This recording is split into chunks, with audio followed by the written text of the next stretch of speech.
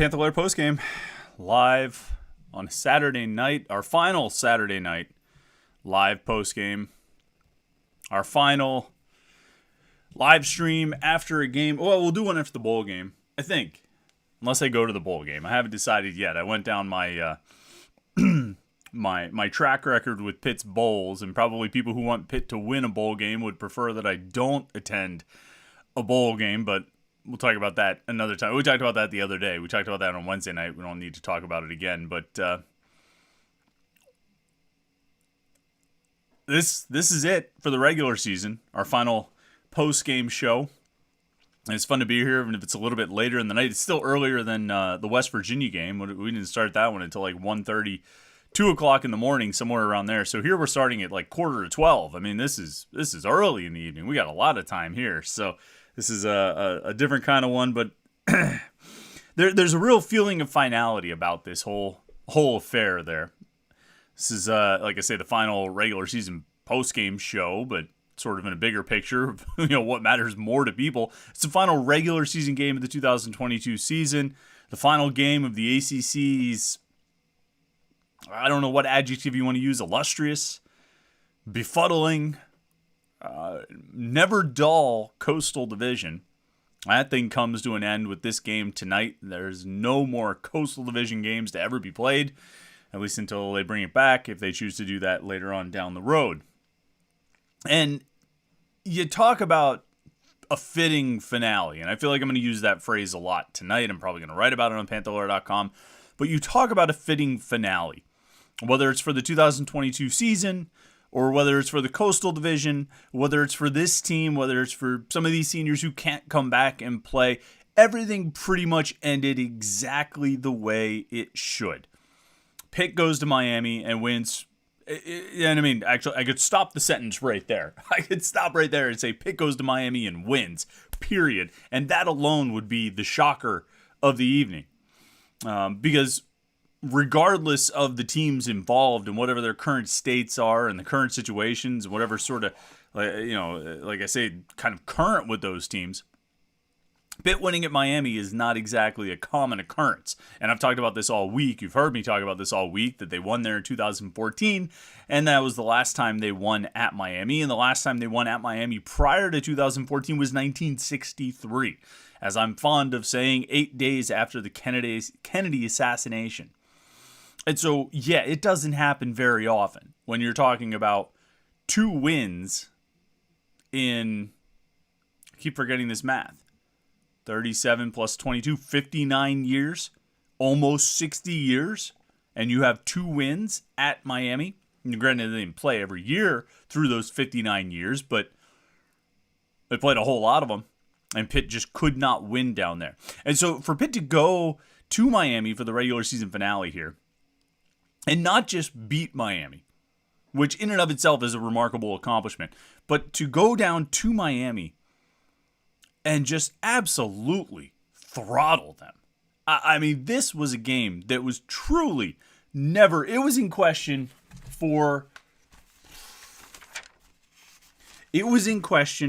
all the way up until the moment when Servassier Dennis intercepted that pass and took it back 67 yards, and Tyler Wiltz fell on Tyler Van Dyke, and Van Dyke left the game. Pitt cashed in 4 plays later for the touchdown, and that was it. That was it. And I didn't want to jinx it or anything like this, but I kept almost sending a text that said, if Miami hasn't quit yet, they're about to. And I was pretty sure by the time they got the 3rd touchdown, when Pitt scored the 3rd touchdown, which came after a fumble, fumble recovery at the 10, and gave Pitt the ball at the Miami 19, and they scored like on 2 plays, both handoffs to Izzy Abanikanda, and made it 21-0 early in the second quarter. I said, that's it. This team is done. This team has quit. And it was really over before that. I mean, I think the Servassier Dennis interception might have really sealed it. And so for Pitt to go to Miami and not just win, but to do it in this fashion, I mean, what choice do we have? Somebody said, hey, Pitt won. Guess you're not going to get the whiskey out tonight. Brother, if Pitt wins 42-16 at Miami, shoot, we might do too. Let's pour it up. Although the bottle's getting low, so I don't know if we might have enough to get a second one out here, but let's save it for the bowl game, or might have to have something new to that. So we'll get our shots out here. If you have one, get it ready. And we'll do it to the end of a regular season. And a regular season that ended in really improbable fashion. Because like I say, it's not just that Pitt won at Miami. Here's the part where we get into the blue material because it's a little bit late at night. They kicked their ass. I mean, up and down the field, all game long, Pitt kicked Miami's ass, which has not happened ever. You know, the 2017 game, Kenny Pickett's game, you know, his big breakout game, I mean, they were pretty dominant on defense. They played great on defense against a Miami offense that was very suspect coming into that game, and Pitt really kind of held serve, and they were pretty good on offense. You know, they did a pretty good job, stayed ahead of Miami most of the game. They pretty much controlled the game. But it wasn't like this. It wasn't like this with a guy like Izzy Abanikanda going off the way he did, with Jared Wayne going off the way he did, with Pitt's offensive line playing the way they did. How much, I mean, honestly, how much was Keaton Slovis under pressure tonight? I'm looking at the official box score. And these things aren't always the best ways to gauge this, but the official box score gave Miami one quarterback hurry. I don't know if Pro Football Focus would have this game charted out just yet, so we won't find the pressure numbers there. But, I mean, Keaton Slovis wasn't under pressure much tonight. I mean, Keaton Slovis had a pretty clean pocket. And there were really only a handful of plays where Miami's defense stopped Pitt's running backs. As a matter of fact, Miami did not record a single tackle for loss. And let me look at the rushing numbers. I'm not sure if Pitt lost any yards. I thought they had a one or two carries that went for loss, but like I say, Miami did not record a tackle for loss in the game, which, if that's to be believed, that means that Pitt's running backs carried the ball combined 32 times and did not lose any yards. And I'll look and I'll double check that. But, you know, you probably saw the stat that I had that they came into this game having carried the ball 80 consecutive times. Pitt's running backs had 80 consecutive carries without any lost yardage. To add another 35 or 32 on top of that, you go 112 consecutive carries without any lost yardage. I'll have to check my notes and I'll have to see if anything shows up as far as a loss, a tackle for loss. But just a remarkable performance by Pitt's offensive line against a talented Miami defensive line. Like, you know, you don't want to fall into just sort of cliches and stereotypes. Well, Miami's always got good linemen. But, I mean, Miami's always got good defensive linemen. They've got the Mesidor kid who had the interception or fumble recovery, whatever they end up ruling it. He's really talented, came in from West Virginia, was one of Miami's big transfer portal acquisitions this offseason, is Mario Cristobal. He tried to do what Lincoln Riley's doing at USC with bringing a bunch of talented portal players and just turning it around right away. Well, that obviously hasn't worked out. They've got good defensive linemen on this team. I mean, they're a talented team. They've been a mess this season. But for Pitt's offensive line to go out and dominate the game the way they did, and really dominate the month of November, I mean, because that streak that I talked about covers about 3 games, and pretty much all of the month of November. Pitt's offensive line, as they've settled into sort of a solid rotation and solid lineup, primarily with Gabe Hoy and Matt Gonsalves at tackle, although Branson Taylor got in there for a decent amount in the second half, playing left tackle, and Gonsalves moved over to right tackle. But with those guys sort of settled in, Owen Drexel came back, although he got replaced in this game by Jake Cradle at a certain point. But I think they were able to kind of settle in as an offensive line over this month and play really well. And I think that was certainly the case tonight. They protected Keaton Slovis. They gave him plenty of time to make reads and find the right receiver, make reads and find the wrong receiver, make reads and find the right receiver and throw it over his head. Either way, Slovis had a lot of time. I mean, he was under pressure a little bit here and there. And like I say, the play that was ruled an interception could probably, I don't know, maybe you could go back and look at the film and change the official box score to a fumble. On that play, obviously he was under pressure. You're going to have a couple plays every game where you're under pressure, but I really feel like they kept it to a minimum in this game against Miami and really kind of continued the trend that they had throughout the month of November of keeping the pressures to a minimum, doing a good job opening holes for the running backs and springing those guys to the second level where they're able to use their talent and get more out of it. Which, as a brief aside, I mean, Izzy Abanikanda is awesome. If you guys have been watching the live streams or the Panther-Lair show or the morning pitch or any of those things back to the summer, I've been talking up how good I think he's going to be. And he was. I mean, he had a great season, an incredible season. He finished today. What did he have in this game? 111 yards and 2 touchdowns on 15 carries. I mean, that's ridiculous total. You add that, what did I say? He had 111 onto the season. He's got 1,430 yards, 20 touchdowns this season, and an outstanding performance. I mean, every bit of what I thought he was capable of and what I thought he would do this year. He's been great. I don't expect him to be in a Pitt uniform next season. I'm guessing he'll go to the NFL. I'm really not sure if he'll even play in a bowl game. But when they come back next year with Rodney Hammond and Sibo Flemister, again, assuming both of those guys are here and they each could take different paths, opportunities will be out there for them. But when they come back next year with Rodney Hammond and Sibo Flemister, I mean, those guys are really good too. And I think they've shown that all season long. This isn't just, they did it against Miami team that he quit. I mean, they've been doing it since the beginning of the year. And Sibo Flemister has gotten limited opportunities, but he has capitalized almost every time he's gotten a chance. I mean, he had some fumble issues early in the season, but he's been really good, particularly in this month of November. He's had some really strong games. And, someone commented on Twitter about how fast he is, and I think that's absolutely true.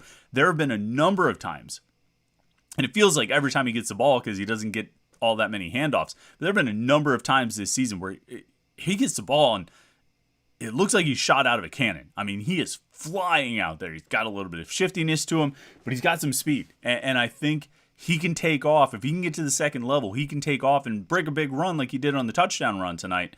And we obviously know what Rodney Hammond can do. I think they'll want to fill out that depth a little bit more. But boy, that looks like a good group coming back. But in the big picture, and I want to say the big picture before, because I want to get into the comments and questions. A lot of people were in the live stream tonight, and I'm excited to see that. It's always fun when we have a lot of people here, a lot of comments, a lot of questions, a lot of things to talk about. In the big picture, I mean,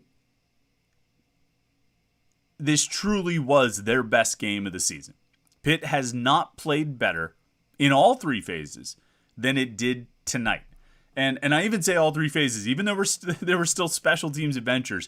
Caleb Junko had a punt that I don't know how it didn't get blocked, but he got it off. They had another punt that put, Sam Vanderhaar punted. I think it was his first punt. Put the ball at the 10. They had some decent punts. There was, I don't know what they were doing on the punt returns with Vincent Davis and MJ Devonshire both back there. It was weird. I don't understand what they were trying to do there. Maybe some kind of games or trick Miami or steal some yards, or I don't know what that was. And obviously there was something very strange on Miami's last kickoff with Sibo Flemister and where the ball landed and all that. But on the whole, special teams didn't commit any turnovers. They only had a couple penalties on special teams. And so, I mean, I think this was probably a pretty good game for Pitt's special teams, all things considered. The only thing it was missing was a Ben Tall's, field goal, which is a good thing because they were cashing in and scoring touchdowns. But offense, defense, special teams, they have not had this good a game all season. You know what I mean? It was as complete a game and as good a game as they have played all year, and it was against Miami, who came into this, they're a 5-7 team.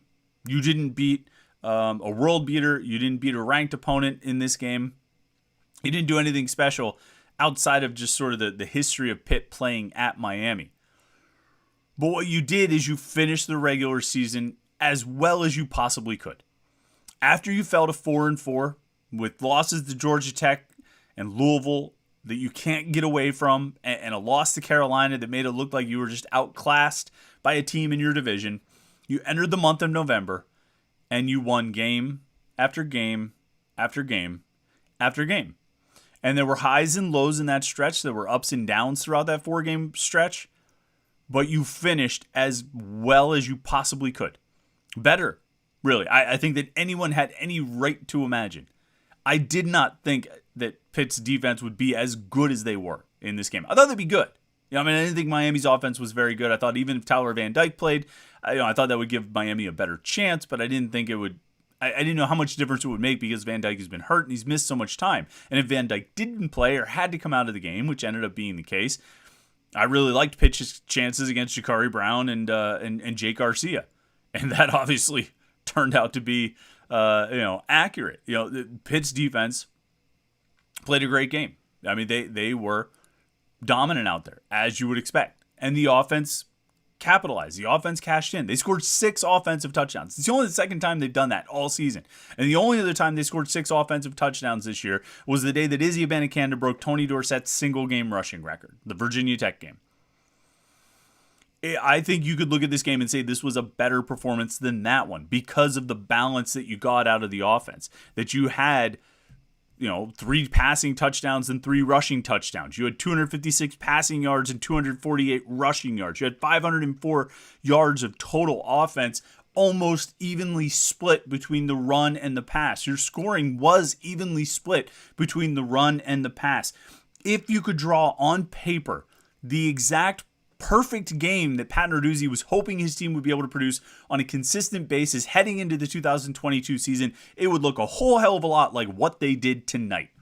Great defense, balanced offense, almost down to the T, running the ball really well, passing efficiently, scoring with the pass, and running to eat up clock. And they ended up with less than 5-minute advantage in time of possession, but they were getting so many turnovers and forcing Miami to make so many bad decisions that it didn't, that time of possession wasn't as crucial. But this was exactly the kind of game that they were supposed to be able to play this season. And this is the kind of game that, if you could get performances like this, they'd be 10-2 or 11-1 or 12-0. Unfortunately for Pitt, it just took 12 games to get there. And it didn't happen overnight. It didn't happen suddenly. What happened tonight was the sum result, the product of what they've done sort of week after week after week, particularly since the Louisville game. You look at the Carolina game, you look at Syracuse, Virginia, Duke, it all sort of built into what they did today. And elements of what they did tonight were sort of sprinkled throughout those games. The play action passes in the Carolina game, the sort of sharp sort of efficiency in the Syracuse game, striking quick and striking fast, and first half success in the Virginia game, and the Duke game, really good defense. I think is probably what the Duke game comes down to, is really good defense, and of course, continued emphasis on the run.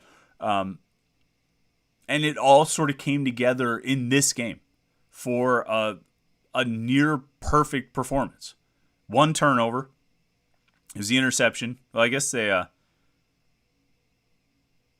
the fumble, the Jared Wayne fumble at the end, which we'll say real quick, and because I know people probably have some thoughts on this and some comments on this, so we'll get to the comments and questions. We'll say real quick, as far as it relates to the end of the game and that last drive or two where they kept throwing the ball despite the fact that they were up 42-16. This was suggested on Twitter. I think it's absolutely the case. I think they were trying to get Jared Wayne to 1,000 yards, which he did. By my calculation, he had 199 yards in this game. He came into the game with 807. So 807 plus 199 is 1,006. So Jared Wayne, 1,000-yard receiver, which actually gives Pitt 1,000-yard receivers in back-to-back seasons. Jordan Addison, of course, last year had, what did he finish with? 1593. Jordan Addison last year, and then Jared Wayne this year. So back-to-back 1,000-yard receivers, or 1,000-yard receivers in back-to-back seasons. For the first time since, the last time they did this? 2013 and 2014. Tyler Boyd, his freshman and sophomore year, he had 1,000 yards each. So the last time Pitt had 1,000-yard receivers in back-to-back seasons was also the last time Pitt won at Miami. Synergy, man. Love it. Love it. The last two times Pitt has beaten Miami, 2014 and 2017, were also regular season finales. I love for looking for all these connections and finding different ways that we can say, like, well, this was this or this was that. No, they just beat them up. They beat them up. They pushed them around. They got in their heads. And a Miami team that was probably teetering on the verge of quitting entering this game. I honestly think from the time Servassier Dennis took that interception, 67 yards, and Tyler Van Dyke came off holding his shoulder, that was it. I honestly think that was it. I think that team quit. And, yeah, I think that was it for Miami. And Pitt was able to capitalize. And I think you could look at this game and say, Miami stinks. Their quarterbacks stink. They have a long way to go to rebuild that roster. It can be done in one offseason, but they need a lot to rebuild it. Their offense is trash, largely because of the play of the quarterback. And it's no big accomplishment for Pitt to win this game. And I would say, yeah, all of those statements are true about who Miami is. And we're not going to, we're not going to get that mixed up. We're not going to sit here and say they beat a ranked team or a top 10 team or a team with a winning record even. But what we will say is it has not been easy for Pitt to win at Miami, even when Miami had bad teams. Even if games were at home. I mean, the 2019 team, when Pitt lost to Miami in 2019, like a 16-12 game, it was a bad Miami team. They finished 6-6, and I think they fired their head coach. So they were not a good Miami team, and they still managed to beat Pitt for whatever reason, and I think there's a variety of them. Pitt has struggled with Miami over the years, despite Miami not really being all that great over the years. And so to go to Miami and to get a win like this at the end of a season like this, I'm not going to find a lot of I'm not going to spend a lot of time in the gray area of breaking down what this win means. You know what I mean? Well, it's not that big a deal because Miami stink. No. This is a hell of a way to finish your regular season. If you were going to end the regular season in any, if you had your choice of how you wanted to end the regular season, this would be it. And they did it to a T. It was a great performance overall. All right, let's get into the comments and questions. Of course, we got our super chatters. If you want to be a super chatter, look, it's these post-game shows. We always have a lot of lively conversation. And so comments and questions might get posted, and we try to get to as many as we can. But, sometimes we miss some. You know what I mean? Sometimes we can't get through all of the comments and questions. So if you want to make sure your comment gets read, your question gets answered, you can be a super chatter. You can click the little $sign down at the bottom. I think it's on probably the left-hand side of your screen or the right-hand side of your screen. I don't know where it's showing up for you. But over there on the right-hand side of your screen, click the little $sign. Throw a couple bucks to the podcast. We appreciate that support, and we'll make sure we get to your comment and your question. RJCman38 is a regular super chatter, and he starts it off, and he says, by not putting in Nate Yarnell, it's clear Pat Narduzzi was not going to put himself in a position to be second guessed. Too late, we are all left wondering what could have been. 42-16, why keep Slovis in the game? What benefit? The game is over. So dig this, okay?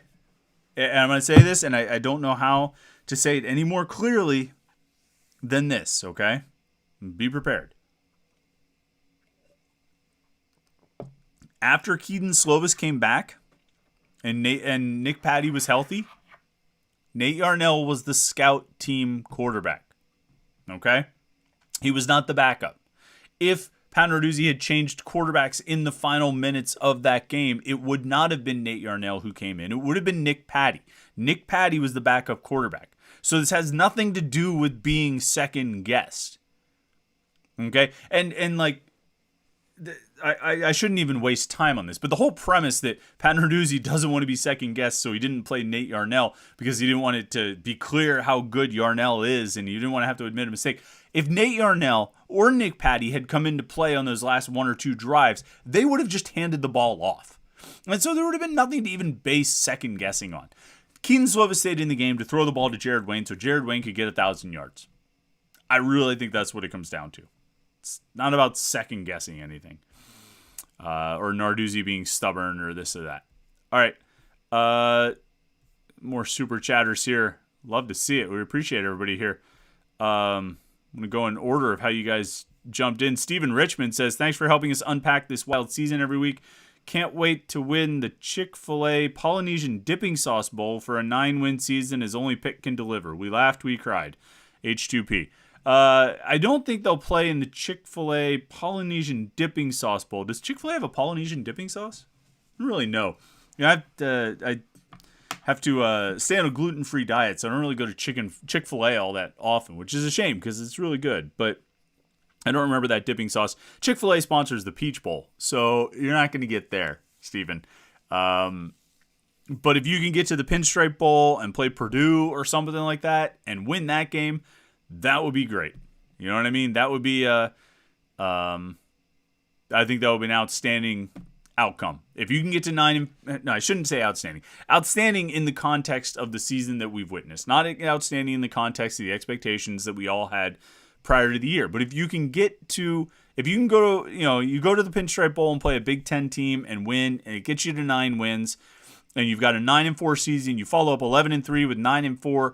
It's disappointing in the context of, again, what we thought was going to be what we thought this season was going to be. But then when you put it in the context of the season, to go 4-4 with the losses they had and then rebound and win 4 games in a row to finish the regular season with a chance, and if you do win the bowl game, you finish on a 5-game winning streak, chance to sneak into the final AP rankings, in the low 20s probably. I mean, that's a pretty solid outcome for a season that looked at various points looked bleak. That's a pretty solid outcome, and I think it would be better than if you end up playing against like a MAC opponent or something like that where you don't stand to gain as much. If you play, I don't know, take your pick, Cincinnati or somebody. I know they're not MAC, AAC. Like I don't think it. You could still get to 9 wins, but I think it would look better if you were able to do it against a Big Ten opponent. Even if the team in the AAC or the MAC is a better team, it would still look better to do it against a Big Ten team. Zach Joyce says, Chris, thank you for 12 weeks of good rides, and where are we bowling? Pinstripe Bowl seems popular. Pinstripe Bowl seems popular. I'll leave the prognostication to the people who are more connected. Usually that's guys with, contacts and connections in the, ACC office or things like that. And so we'll see what kind of rumors come out. Of course, it'll be a week of rumors because, I don't think any of these things will really be settled until after the conference championship game. At least the bowls that are potential destinations for Pitt. I would prefer to not see them go back to El Paso. But who knows? I think there's always a variety of ways these things can go. Patrick McKinney says, my friend Matt wants Keaton back. Do you? It's meh.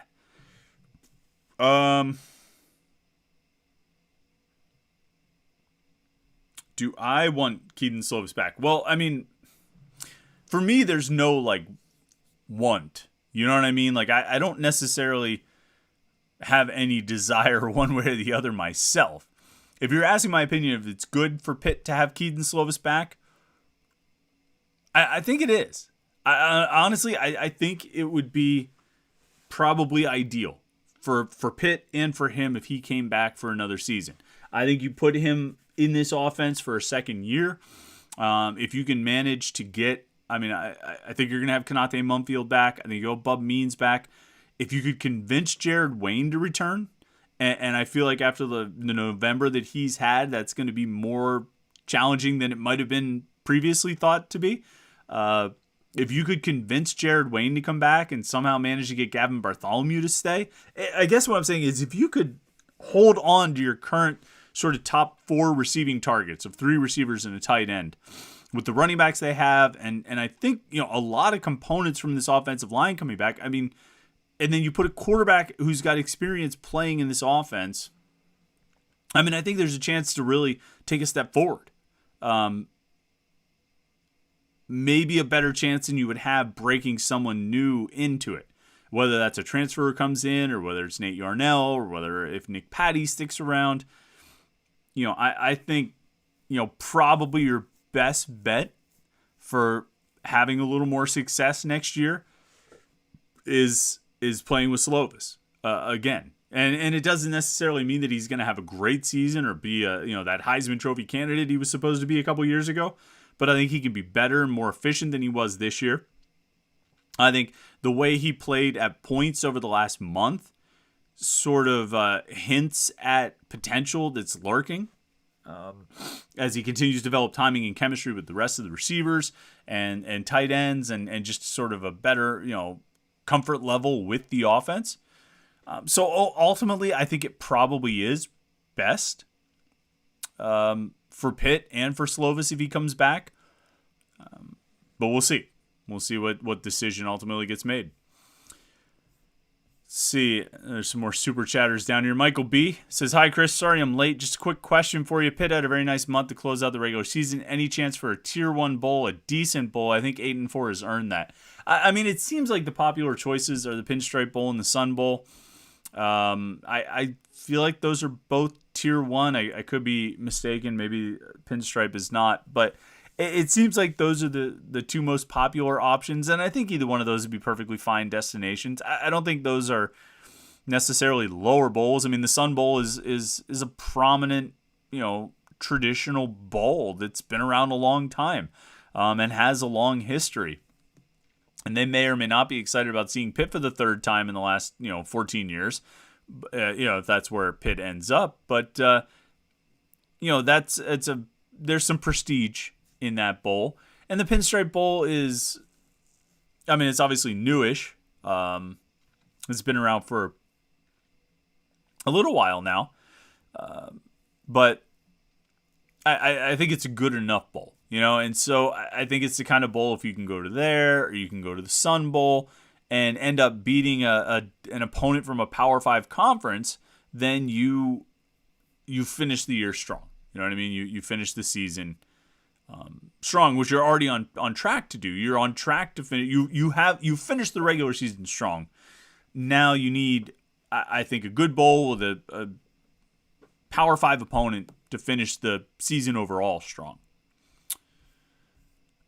Zach Joy again. Oh wait, Zach, I already read your thing. You listen to this on the morning tea ride? Yeah, on the morning tea. All right, yeah. Shout out to the red line, man. Although I think the blue line might be the move, but the red line's where I have to take, where I have to go to come my direction. But the blue line might be a little bit better. But either way, shout out to the tea.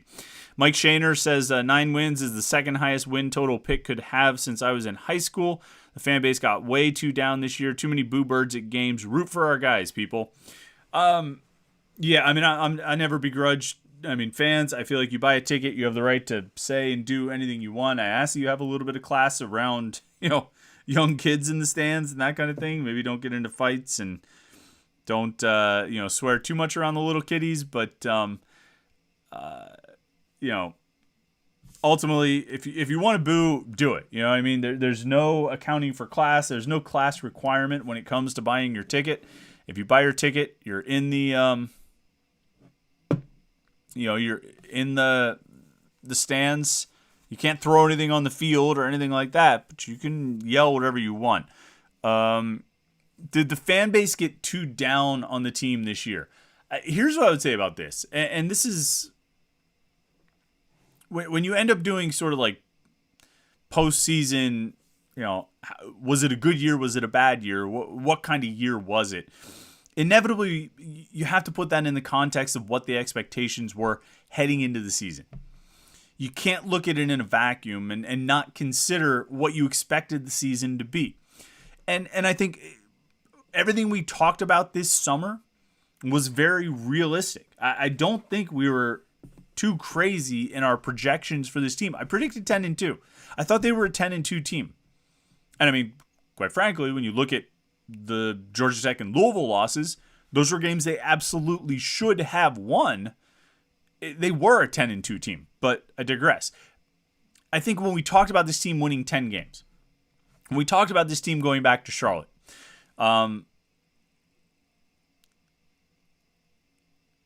I think we based it all on factual information, historically factual information, the play of these players throughout their careers in college football. You know what I mean? Whether it was the offensive line, whether it was the receivers even after Jordan Addison left, whether it was the running backs, the tight ends, the whole damn defense, except for the linebackers. The linebackers were our question mark, and by the end of the summer, we felt great about those guys. And whether it was the quarterback. You know, the quarterback had a history of success. The quarterback had played well at the Power 5 level. He had excelled. He had been one of the better quarterbacks in Power 5 football.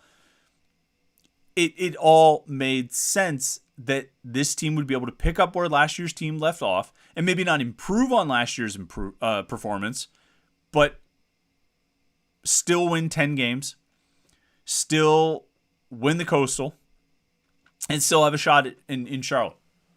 And if one or two things break right, if the ball bounces a certain way in one or two key games, maybe they have aspirations towards something higher. And the team did have aspirations towards something higher. I should say maybe they could accomplish or achieve something even higher. And the team did have aspirations towards something higher. They really did. They had their sights set on the playoffs. And that's true. And that's not sort of inside sourced reporting. These dudes were out there saying it. Right? That was their expectation, was that they would go undefeated and they would go to the college football playoffs. They believed in that. And whatever you want to say about Jordan Addison, I mean, I've been told by people who talked to him on his way out that he believed that this team could accomplish that. Even he was sold that this team could succeed at that level. And so, you know, we look at this season, and there's always going to be a bunch of different prisms you can use to sort of view the season. There's a lot of different contexts or perspectives you can take on the season. But inevitably, when you put it in the context of the preseason expectations, they fell short. This is a disappointing season. It was a subpar year when we're talking about this being a team that should win 10 games and potentially compete for a playoff spot or be in the playoff conversation. It's a disappointing season.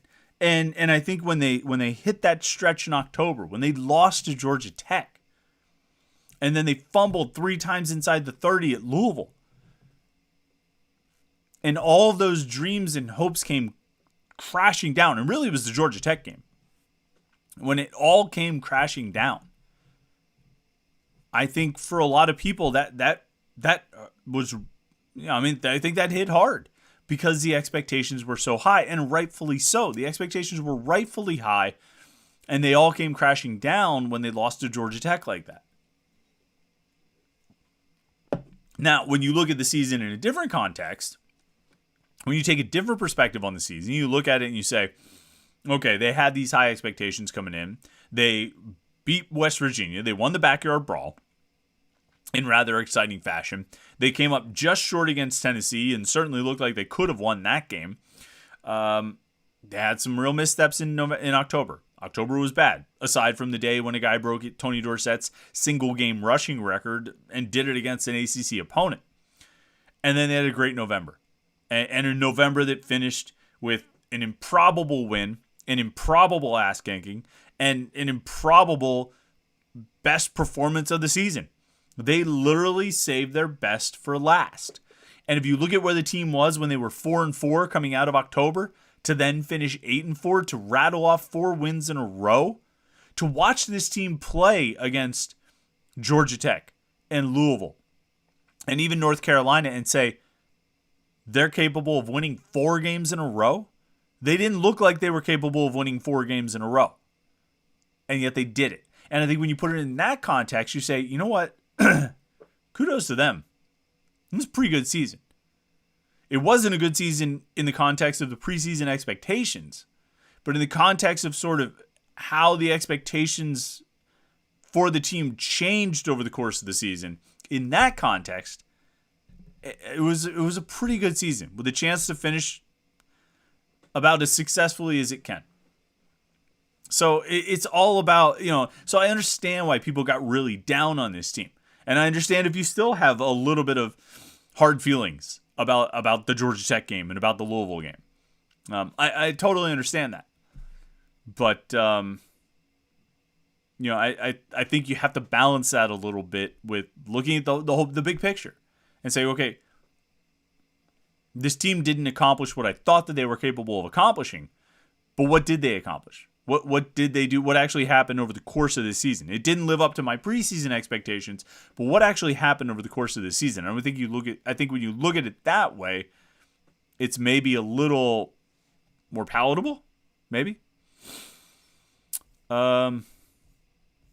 Scroll down. There's some more super chatters here. Oh, we had a couple.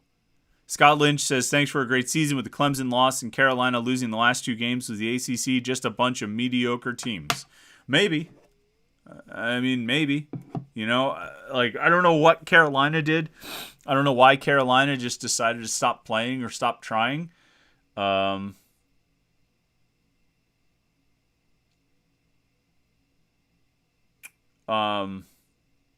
don't know why. I'm sorry, I'm getting caught.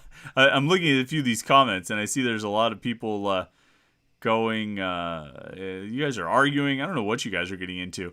But the ACC, I don't know what happened with Carolina. Carolina legitimately had a guy who probably would have won the ACC, or probably would have won the Heisman Trophy. Legitimately probably would have won the Heisman Trophy if he played well these last 2 weeks. And they don't lose to Georgia Tech and NC State. They legitimately, particularly after what we saw happen earlier today with Ohio State losing, Carolina legitimately was going to have a shot to be, if not in the playoffs, to be in the playoff conversation and be in the top 8, maybe top 6. Heading into the ACC championship. And coming out of it if they were to beat Clemson. They legitimately would have been in the playoff conversation, and Drake May would have been a Heisman Trophy finalist and probably a Heisman Trophy winner. They had a lot to play for after they clinched the Coastal, and they went out and just blew it.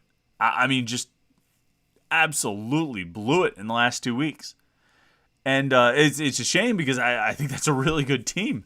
And it's a shame because I think that Drake May is a great player. I think you could make a great case for him being the Heisman Trophy winner. But not with the way not with the way his team has played in the last 2 games. Now, he wasn't very good against Georgia Tech. He was better against NC State. He made some hero plays late in that one to get it to overtime and all that. But there was a lot still out there for Carolina to play for, and they just, the last 2 weeks, acted like they didn't have anything to play for. Like, they clinched the Coastal, and that's good. That's all. Well, you can just coast and go to Charlotte and try and beat Clemson.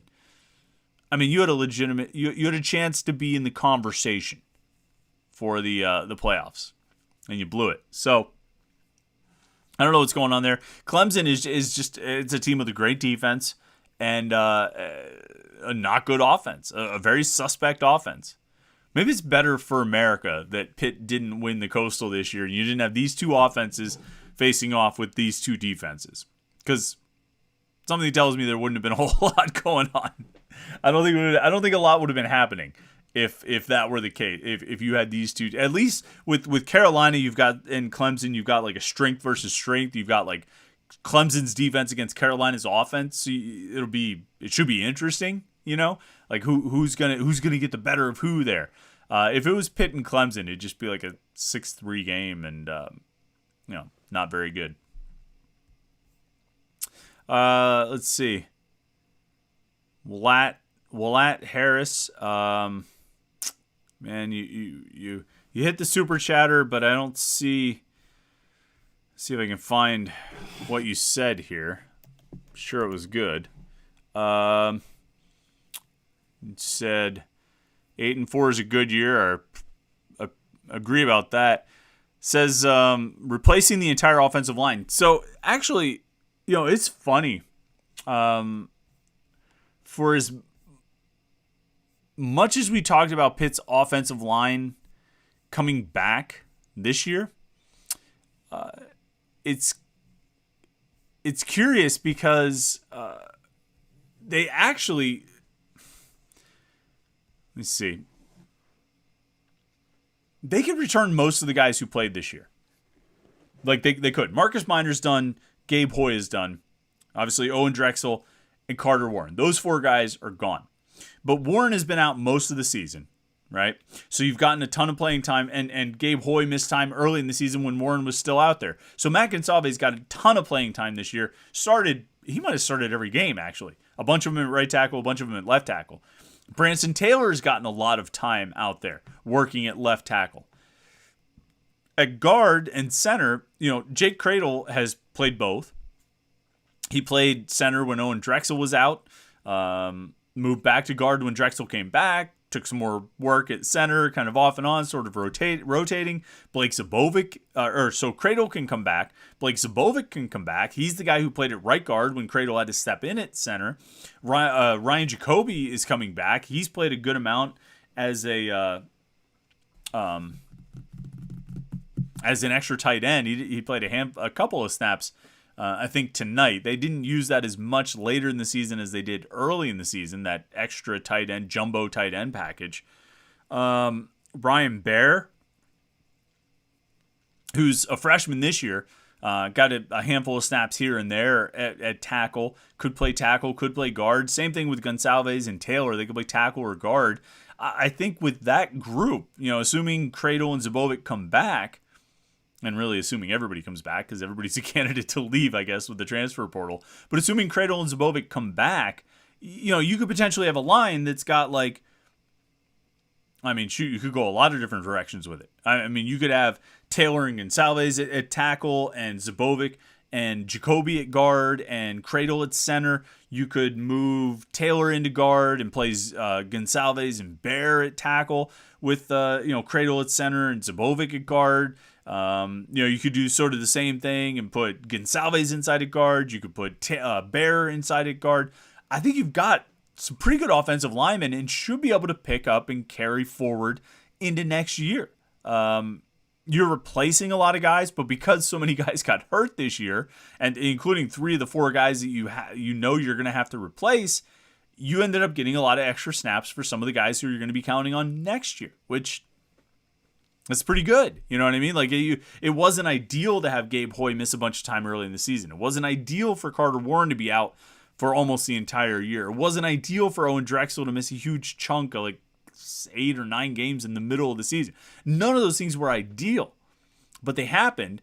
And the result, once you got to the other side, is that the guys you're going to be counting on next year got a lot of playing time this year. So you are replacing the offensive line, but you got a lot of guys you're bringing back. Alan McMurray says, Chris, any idea why Devin Danielson was bashing his helmet off his forehead?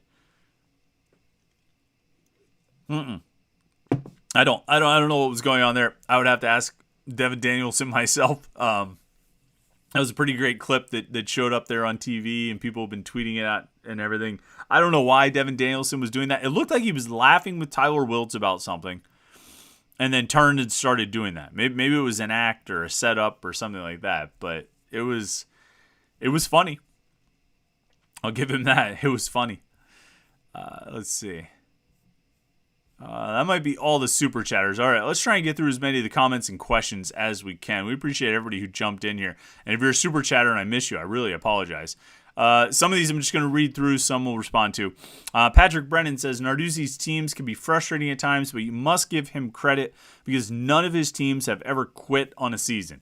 That's absolutely right. You are totally right about that. Actually, I'm going to look here because I want to look at season finishes, season finales under Narduzzi, okay? 2015, they actually finished the regular season against Miami and lost. 2016, they finished the regular season against Syracuse, that 76-61 game.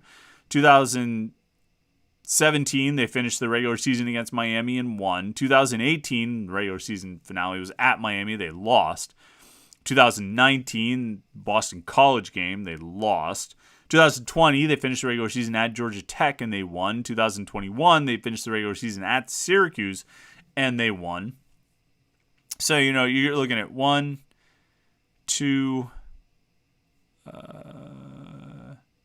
3, 4, plus this year 5. So 5 out of 8 seasons, Pat Narduzzi's closed the regular season with a win. Obviously the bowl records is a little bit different, but yeah, his teams really don't quit. I mean, his teams don't quit on him over the course of his season. I don't feel like he's ever lost a team. Even that year they went 5-7. I don't think he lost the team, as evidenced by the fact that they were able to rally and beat Miami in the season finale that year. They don't quit on him. I would agree about that, and this team certainly didn't all year long, despite some considerable adversity. David Allen says, fantastic game. 8-4 is respectable. Don't care what their season was. Beating Miami is always great. Would have liked seeing the backup offense get at least one series. Let me see. Pitt Oriole says, nice win. Good way to end the season. Not sure how much Miami cared, but it still was an emphatic win over a Power 5 talent on the road. Yeah, I mean, you would think Miami at least would have some pride. Plus, I mean, potentially be playing for a bowl game. But it's Miami, and they do tend to check out. They have sort of a habit. But here's the other thing, all right? Miami was bad in 2019, and Pitt couldn't beat them. Miami was not very good in 2018. In the regular season finale, after Pitt had already clinched the Coastal, Pitt went down to Miami and still couldn't beat them. So there's still a little bit of pride there, even if a team is not good. And you know what? If a team quits, you should be able to punish them for it. 42-16 is a punishing win. So even if they did sort of give up, they might not have cared. There's still something to be said for taking care of business against it. Josh Newark says preseason 8-4 would be disappointing after a 4-4 start. Winning 8 games seems like the season was salvaged and maybe enough improvements. You think next year can be better? I do, but I mean, it's, for one thing, the schedule is pretty challenging next year. It's hard to base a lot or make predictions right now on it. And a big part of the problem is that you don't know what the roster is going to look like. You don't know who's going to be gone. You don't know who they're going to add. I imagine there'll probably be a few guys that leave that we're surprised by, and maybe some guys who stay that we're surprised by. And then there'll be transfer additions in addition to the recruiting class. It's so hard to predict what one season will be, or what the next season will be from one to the next. It's almost impossible when you really don't know what the rosters are going to look like. Benjamin Glazer says, not sure we can know much about things based off of tonight's game, mostly because Miami checked out and already in off-season. However, feel good about 2023 defense. Please no Slovis next year. I mean, the defense is great. Those guys played their tails off in November. They finished October with a rough game against Carolina, and then they have just been, outstanding ever since. I mean, they have just been really, really, really strong throughout the month of November. Defense has played really well. Let's get to comments from. I want to get a comment from at least everybody who has chimed in here. So if you have repeated comments, I might not get them all. But David Connor says, great win, Pitt. Complete domination over a team that normally gives us trouble.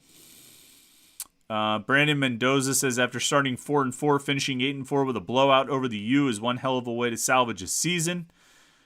Yeah, I agree about that. Our guy Roman says, hey, Chris, thanks for all the great covers this year. Any idea when Joe Giglio will put out his bowl projections? Also, what would you guess for Pitt's bowl destination? Ari Meyer asked the same question. Any idea where Pitt could be bowling and when we'd learn about it?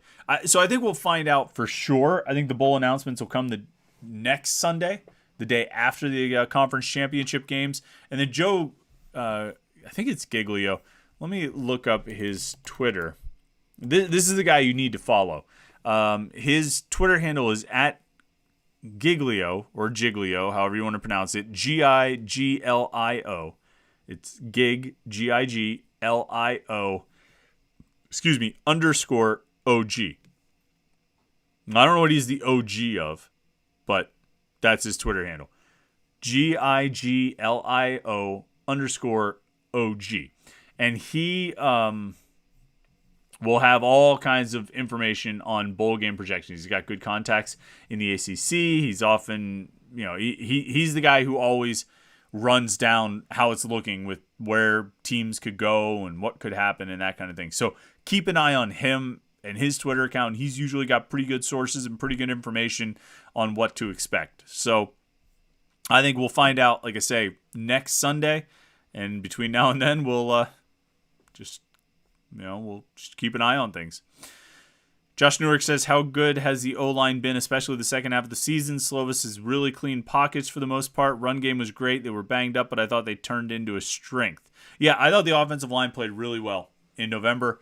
I thought they were just really they were really good. You know what I mean? I thought they opened up holes for the running game. I thought they protected Keaton Slovis really well. Major kudos to those guys. And they were still kind of moving around, even in this game. I mean, Jake Cradle was subbing in for Owen Drexel. Blake Zabovic was subbing in for Cradle. They eventually switched the tackles around. I mean, credit to them, man. I mean, they were all, even with the rotations and different lineups, they still played really well. Stan Reft says, frustrating thinking about what could have been, but whatever. Where's the Clayton James? Oh, man, Stan, you posted that before I got to it, so I apologize for the delay in getting your comment. But we got the Clayton James. We hit it. Panther Room says, great game. Not too much to complain about. And an 8-4 season with that quarterback play and offensive coordinator is something to be happy about. Ari Meyer says, Deslin Alexandra is going to be missed. Yeah, Deslin's a great kid. I'm gonna miss him off the field as much as on. I mean, he really he plays. He's a good player on the field. I think this month was a great month for him as well. Maybe one of the best months of his career. But he's just so good off the field, and I don't mean in interviews. I mean, this is a kid who really gives a lot of his time to helping around the city and helping the community, and so. Major props to Deslin. I hope he gets a chance in the NFL. Even if he doesn't, I know he's going to be successful no matter what he does. Let's scroll through. Who have we not taken a comment from? Let me get somebody. Lucky Rat says, Chris, the season changed once you broke out the whiskey. When was the first game with the whiskey? Was it the Carolina game? Was that the first game that I got the Clayton James out? Or was it the Louisville game? It might have been the Louisville game. I'm going to have to go back and look at that and see when I started with the Clay. If it was the Carolina game, that would be pretty funny because it would mean that Pitt has won every game since I started doing a shot during the live post-game show. If it was the Kentucky or the Louisville game, then not so much. Pitt then the whiskey would be 4-1, I guess, in games after we started using it during the post-game show. Honestly, I don't know if it has any outcome or any effect one way or the other. I just I enjoy it. And it's good. I had it sitting around the house since the summer, so now it's almost gone. If they had one or two more games, we might finish it off. Let's see here. CJ Giuliante says Pitt can only play the teams on their schedule. Syracuse was ranked when Pitt beat them. Duke won 8, and Pitt hung with solid Tennessee team despite crushing injuries. So CJ is responding to somebody else who was complaining about the team, Pitt's schedule, and Pitt didn't beat anybody good. I mean, the thing I always say every year, ultimately, like, arguing about schedules only matters if you're, in contention for the playoffs and you're trying to decide who gets a playoff spot. Otherwise, it really doesn't matter. Beat the 12 teams on your schedule, or as many of them as you can. That's all that counts, is how you do against the 12 teams in your schedule. And if you beat some of them, all of them, or none of them, you want to beat most of them. And that's what Pitt ended up doing. And, you look at it, yeah, they had 2 bad losses.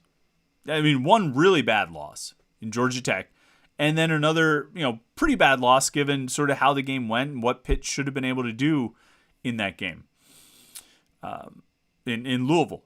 And those two games are the difference between 10-2 and 8-4. And this is actually, it's funny, this is like a callback to what this was, if you watch the live shows or the Warning Pitt videos in August, I said this a bunch of times, that the quarterback play, the play of Keaton Slovis, is going to be the difference between going back to Charlotte or back to 8 wins. That's what it was, right? That was the difference, because if they win those two games, they're 7-1 in the ACC and they're going to Charlotte. Particularly when you look at what Carolina has done the last 2 weeks. Pitt's going to Charlotte. Pitt wins the Coastal at 7-1. And it was really those two games, and it was the quarterback play. Not all of it. There were other ways they could have won those games. There were plays that could have been made on offense or defense. There's a running back fumble. There's, in each game had a running back fumble. Actually, the Georgia Tech game had 2 running back fumbles. It was more than just the quarterback, but the quarterback was the difference. Was the biggest issue in those games. The quarterback didn't play well enough. The offense didn't work well enough, and then the quarterback struggled. And so I said it before the season, quarterback play is going to be the difference between going back to Charlotte and back to 8 wins. And that's exactly what happened. Because they could have gone back to Charlotte with better quarterback play against Georgia Tech and better quarterback play against Louisville. But they didn't get it. Now they're back to 8 wins. But I gotta say, I've often commented on sort of the last game phenomenon, where the last game is the one that sort of really shapes your perception of things. 2008 is a great example. Actually, 2007 and 2008 are great examples of this, right? So 2007, they're a 5-7 football team. They have a losing record. They've just finished their 3rd season under Dave Wannstedt and had yet to have a season where they won more games than they lost. They went 5-6, 6-6, and 5-7. So they come out of the 2007 season 5-7. After 3 years with this head coach, it should be doom and gloom. Fire this guy. He's on the hot seat. We can't take any more of this. But it wasn't, because what happened in the last game? They beat West Virginia, the 13-9 game, and that offseason was full of optimism and excitement, and everybody couldn't wait to go out and see what they would do in 2008. 2008 ends with the Sun Bowl. They win 9 games. They go 9-4. But they lose the Sun Bowl 3-0.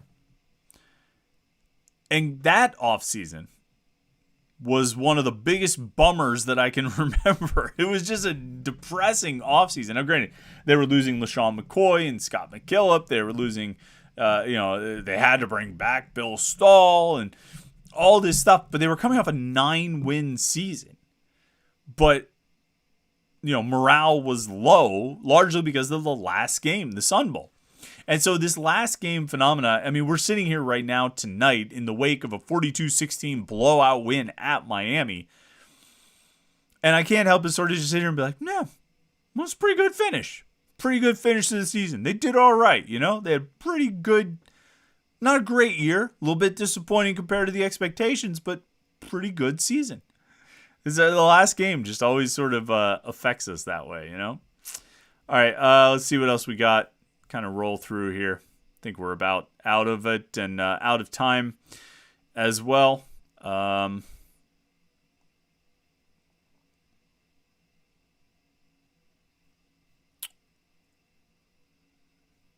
see. Robert Johnson says Deion Hayes looks like a star for next year. Yeah, Deion Hayes had a huge game. Ended up getting... Scrolling down here. Deion Hayes had 3 sacks, I think, in this game. Sorry, I got distracted by some of the comments. Yeah, Deion Hayes, 3 sacks, 4 tackles for loss, 5 tackles total, had a quarterback hurry. He had a big game. Monster game by Deion Hayes. Should bode well for next season. Montana Marie says that I first got the Clayton James out after the Louisville game. Montana Marie says it's fitting since it was after the Louisville game and, Louisville being in bourbon country, except this is not Kentucky bourbon. It's Tennessee whiskey. So that was my way of sticking it to the people in Louisville. All right, Pitt wins 42-16. Listen, like this video and subscribe to our YouTube channel. Click the subscribe button right here to subscribe to youtube.com/Panther-Lair.com. And while you're here, click the like button on the video as well. We appreciate that. Like this video and subscribe, youtube.com/Panther-Lair.com. Go check out Panther-Lair.com. If you're a first-time subscriber, you can get a whole year of Panther-Lair.com for $22. $22 for an entire year of the best Pitt coverage you're going to find. Panther-Lair.com, Pittsburgh.rivals.com. Go sign up with, again, first-time subscriber, sign up with the promo code RIVALS22. You get 1 year for $22. It's a great deal. Panther-Lair.com, Pittsburgh.rivals.com.